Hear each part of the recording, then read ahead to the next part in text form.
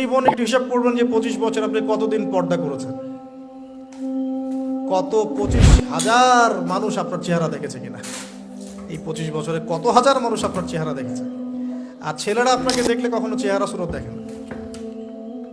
বেগানা নারীর দিকে একটা ছেলে যখন তাকায় এবং সেক্সুয়াল ডিজায়ার নিয়ে তাকায়, তখন সে চোখ দিয়ে তাকে রেপ করে। ভেরি সরি টু সে যে আপনি প্রচুর চোখ দিয়ে রেপ হয়েছেন প্রিয় দিনী বোন। অনেকেই আপনাকে চোখ দিয়ে রেপ করেছেন, আপনি বুঝতেই পারেন নাই। এই 25 ইয়ার্স আমরা অনেক কিছুই করেছি, অনেক কিছু করি নাই।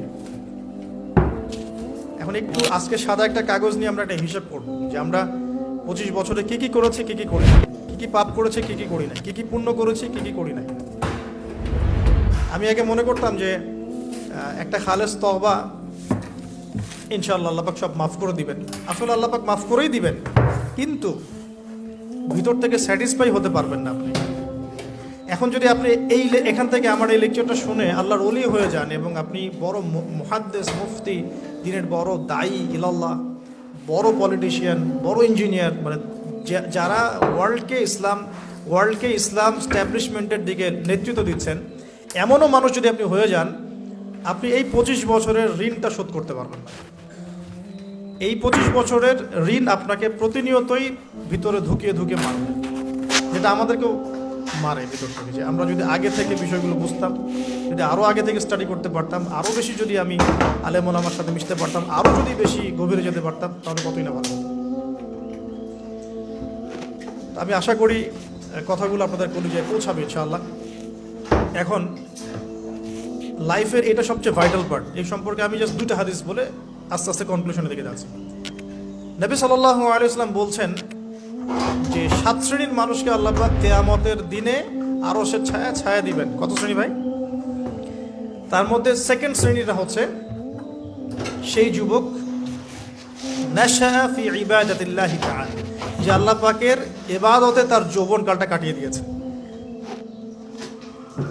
এখনো বাকি আছে আপনার সামনে। যৌবনকাল কতটুকু? হয়তো 15 to 40। তার মানে এখনো 40 বা 50 বছর পর্যন্ত আপনার যৌবন টিকে থাকবে ইনশাল্লাহ, যদিও বা এই যুগে থাকে না। আমরা তো ফ্যান্টাসিতে ভুগি অনেক সময় 4টা বিয়ে। বাস্তবতা হচ্ছে এই যুগে একটাই ডিফিকাল্ট। একজনকে সন্তুষ্ট করে কি ডিফিকাল্ট। এখন সেই যুগ না তো। আমরা তো হর্স রাইড করি না, আমরা তো এক্সারসাইজ করি না, আমরা তো এখন অনেকে খেলিও না। আমরা ফাস্ট ফুড খাই, আমরা হাইজেনিক খাবার খাই না, আমরা আগেকার মানুষদের মতো অনেক কিছু করি না। এনভায়রনমেন্ট নষ্ট হয়ে গেছে, পলিউশন আছে, সব মিলে এখন আমাদের যৌবন যে 50 বছর পর্যন্ত থাকবে, এটা নিশ্চয়তা দেওয়া যাচ্ছে না যদি আমরা বেঁচেও থাকি। আর কত যুবক যুবতী ভাই বোন যে যৌবনকালেই চলে যায় তার তো ঠিক নাই। প্রিয় দিনী ভাইয়েরা, আমরা আলোচনা করছিলাম যৌবন সম্পর্কে। এই বিষয়ে আমি 2টো হাদিস বলার নিয়াত করেছিলাম। তো প্রথমটা শুনিয়েছি মোটামুটি, সেটা হলো নবী সাল্লাল্লাহু আলাইহি ওয়াসাল্লাম বলেছেন যে কিয়ামতের মাঠে আল্লাহ রাব্বুল আলামিন যে 7 শ্রেণীর মানুষকে তার আরশের ছায়া দিবেন, তার মধ্যে 3য় শ্রেণী হচ্ছে সেই যুবক যে তার যৌবনকালটাকে আল্লাহর পথে উৎসর্গ করেছে।